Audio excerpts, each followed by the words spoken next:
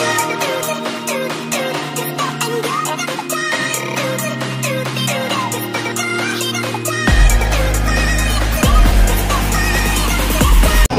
up mga people? This is June Kaira Yamagi from Kai TV. Welcome back to my channel. So sa video na to, ipapakita po namin na nasa Cebu na po kami ngayon. Diyan kami nagbakasyon for this September. But before that, kindly like and subscribe to my YouTube channel. Kapag may panibagong videos ako ipapalabas, makikita nyo po kagad sa notification. So stay tuned!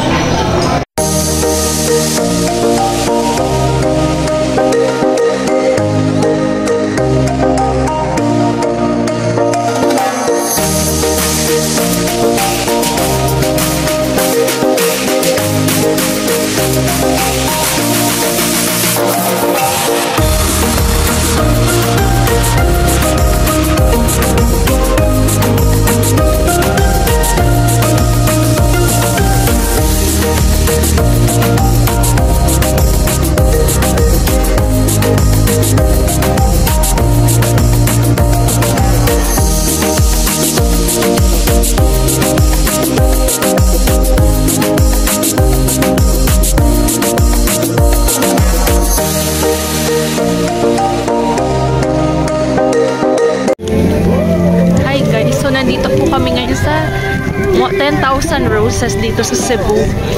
Sesya na ngayon nang ako voice kasi pagod kami kayo sa airport. Diba? Ganda dito kapag gabi kasi dami siyang Christmas lights. At lalo na parating na yung Burr months. Malapit na magpasko guys.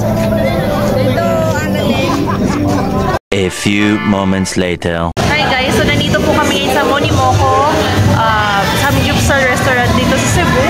So first time lang namin dati ito. After kasi fresh lang yung iba ipag Samgyupsal sa Metro Manila eh. Anyway, gutom na gutom kami kasi galing kami sa 10,000. Ayun guys, so nakikita nyo na nagluluto si Jenry ngayon ng Samgyupsal. Ayan o, nagluluto na. Tapos ito yung cheese. Ayan guys, so ito yung kinuha ko ngayon for today's video ay kimbap, tteokbokki, fish cake, tapos ito spicy soup at di pa yung drinks nila. So subscribe to my channel also. So yan o, hintayin nyo na lang yung collaboration namin ni June Kaira TV. The next day. Hi guys, so nandito po kami ngayon sa Belmont Cafe. So mag-isa na ako dito sa table kasi late ako kumabahan. Nalito pa ako eh. So ngayon kakain na po kami ng breakfast. So ito yung free breakfast nila dito sa Belmont Hotel. Ayan. Hi guys, so ito yung mga kinuha ko sa breakfast. Ayun, so ang dami na sotanghon, bacon, longganisa, pancake waffle, dried fish, dilis, palitaw. Puro carbs tayo for today's video. Anyway, hindi ako kumuha ng rice kasi nakakabusog na to. At may sarili na akong kape. Ito kasi ginamit ko. Nescafe, creamy white. Ayan. Hi guys, so ngayon titikman natin ang mga kinuha ko na food. First, let's start with the sotanghon.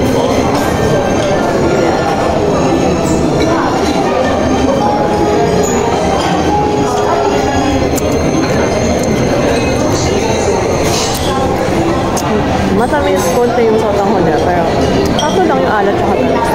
Next, tikman natin yung sauce. Longganisa lang.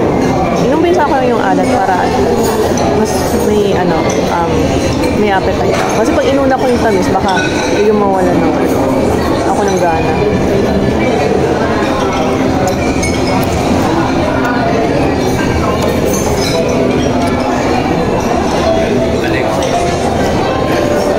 Yung longganisa nila matamis-tamis. Okay. So ngayon tikman natin yung medyo manghang pala. Tikman natin yung bacon nila.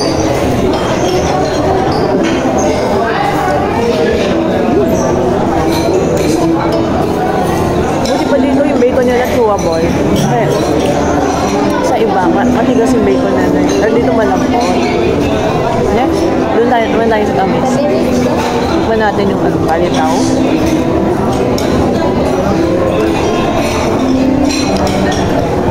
Yung palitaw nila, sakto sa tamis. Okay. Tikman natin na yung nila, danggit na isda. Okay, parang siya. Malutong. Tikman natin yung dilis.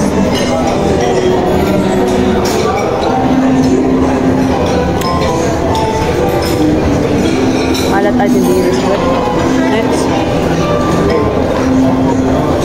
Let's try the pancakes.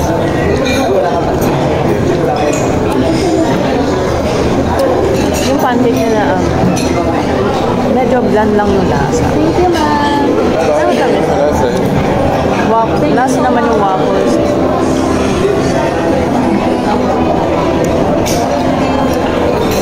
Yung waffles sila crispy. Yeah, masarap po. Hi guys, so nandito po kami ngayon sa Fort San Pedro. Isa siyang church dito sa Cebu. So first time ko lang po dito. Grabe ang init dito, parang summer. Buti na may dala akong payong, although wala akong dalang mini fan na iwan ko sa hotel, tsaka sun hat Yeah, pasok tayo sa loob. So nakapasok na po tayo dito sa loob. So ang Fort San Pedro pala ay isang museum dito sa Cebu. Ngayon tignan natin kung anong itsura. So ito yung mga prehistoric pages. Ayan, sign. Ayan, ito yung itsura niya. Ayan,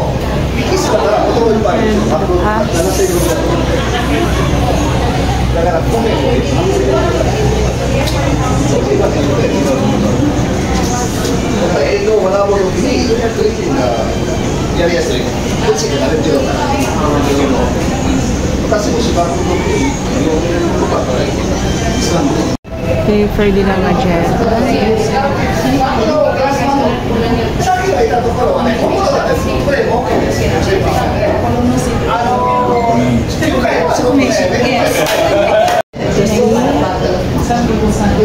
Mapapasabak tayo dito sa history.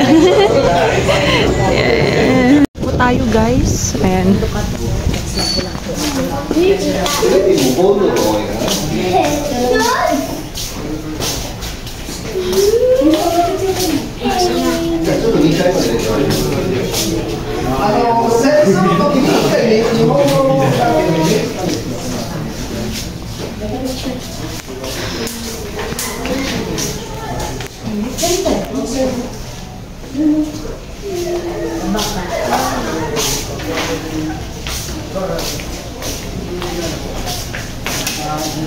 Nakapasok na po ako.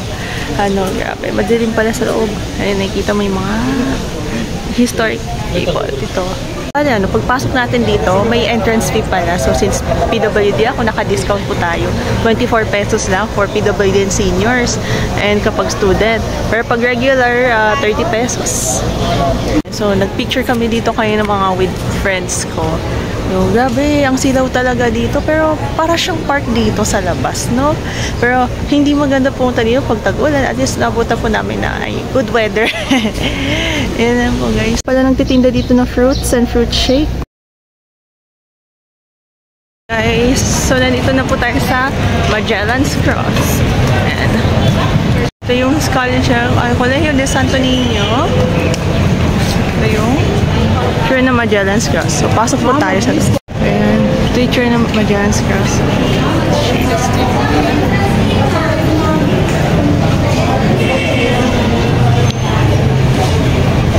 Hi guys, so nandito tayo sa loob ng National Museum dito sa Cebu. So, pasok po tayo.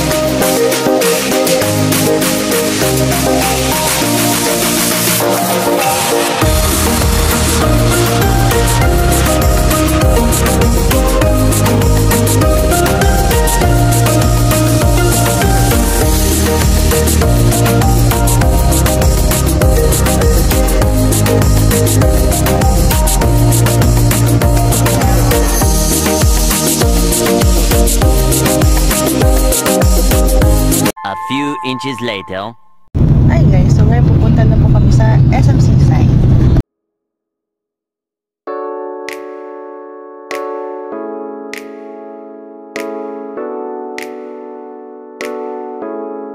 Hi guys, so nandito po kami ngayon sa SM Seaside. So kakatapos lang namin kumain ng lunch, ayun. So yung dito sa SM Seaside Cebu, parang SM Aura din siya kasi malawak yun sa labas. Ayun. So ito yung One Simus, ito yung SM Cinema, IC or EC, etc. Ayan. Worms, ayun. Ito yung Sirin. Kasi nasa Sirin po ako ngayon. Ayun. Tapos ito yung Watsons. Ayan. So nandito na po kami sa souvenir shop na si Cebu. Ayan. So dito may mabibiling pasalubong din dito sa SM. Ito yung mga keychain, mga t-shirt. Oh, 299.75. Bili na. Ayan. Meron pa dito I Heart Cebu. Ayan. Ito yung mga colored shirt. Kaya lang hindi ako pipili dito.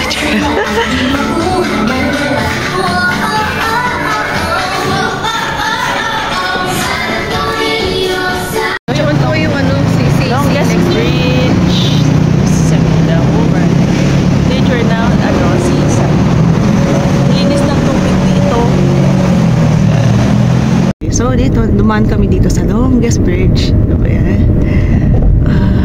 Sarap magbiyahe dito.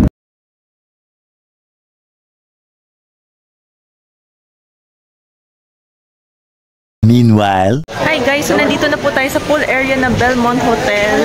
So, outdoor pool pala siya, no? Init. Ayan. Ito yung tsura ng swimming pool. Ito yung tsura niyan. Dito. Ayan. Ay, mukhang malalim yung pool.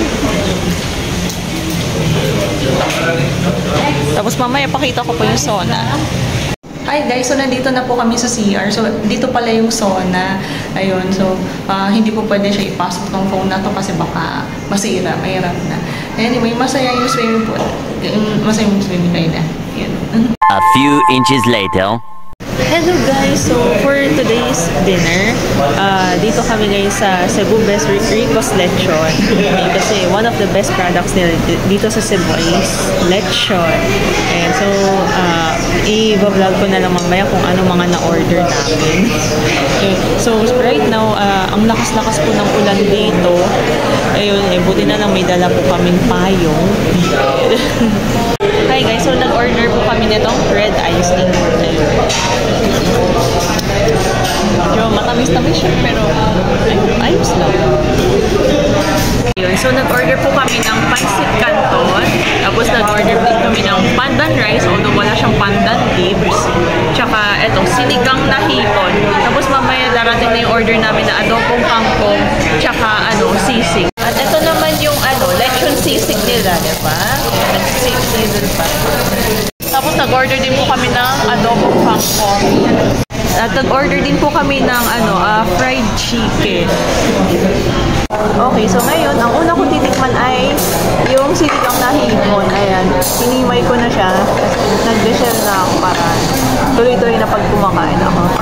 So, tikman natin itong sinigang. Tama lang po yung asin nila ng sinigang. Yung hipon nila, medyo overload lang. Next naman, tikman natin itong pancit canton. Ayan.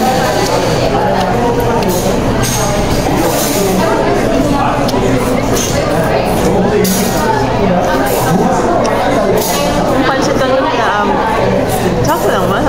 Kasi sakto lang yung alat niya tsaka tamis. Tapos may mga pagulay pa. Tikman natin yung sisig nila na may kanin.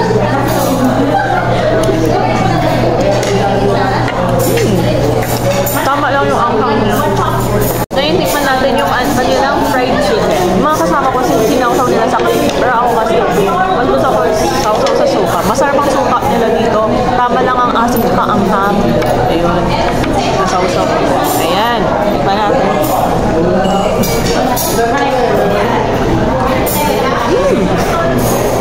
Yung fried chicken nila ay malutong.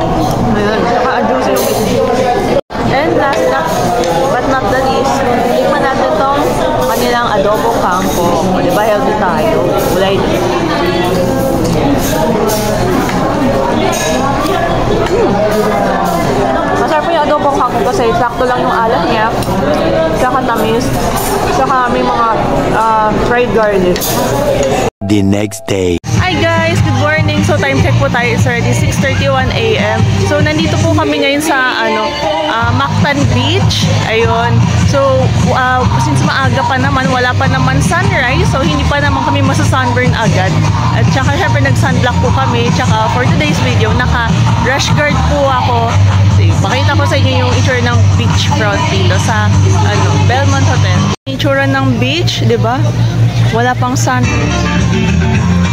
May mga nag-swimming na po kaagad. Ito yung itsura ng pool area dito. Mas malawak pa yung swimming pool. Diba? Tapos sa dulo dyan yung CR nila. Kaya lang 8 o'clock pa sila magbubukas. Meanwhile. Hi guys, so ito yung kakainin ko for today's breakfast. Light breakfast lang tayo ngayon kasi mag-check out na tayo mamaya dito sa hotel. So, vegetable salad, tsaka ito, mga itlog, sausage, and breads. Tapos mamaya hahati kami dito sa dessert. Hi guys, so tikman natin ngayon itong salad. Hinaluan ko siya ng balsamic vinegar kasi may option dun eh. Pwede rin maghalo ng mustard, pwede din maghalo ng mayonnaise. Healthy ako eh. Kaya mas gusto ko balsamic vinegar or olive oil. Or vinaigrette for the vegetable salad. Tikman natin. Yung balsamic vinegar niya saktong asim lang at tamis. Tapos meron pa tong pickled onion. Lasang atsara. Next, tikman natin tong sausage nila. Ayan.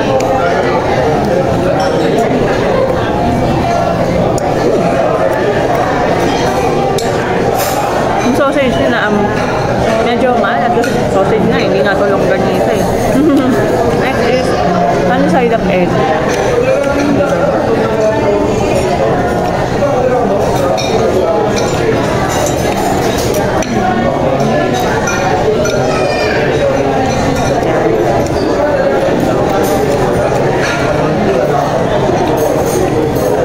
Yung itlog niya nabuulos. Sarap. No omelette. Ayan.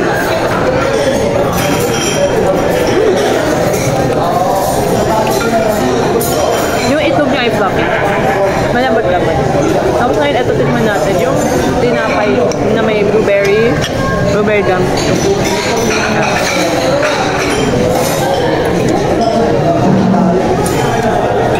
Sakto lang yung tamis niya. Tapos meron pa siyang lasang blueberry syrup. At itong tinapay, choco bread.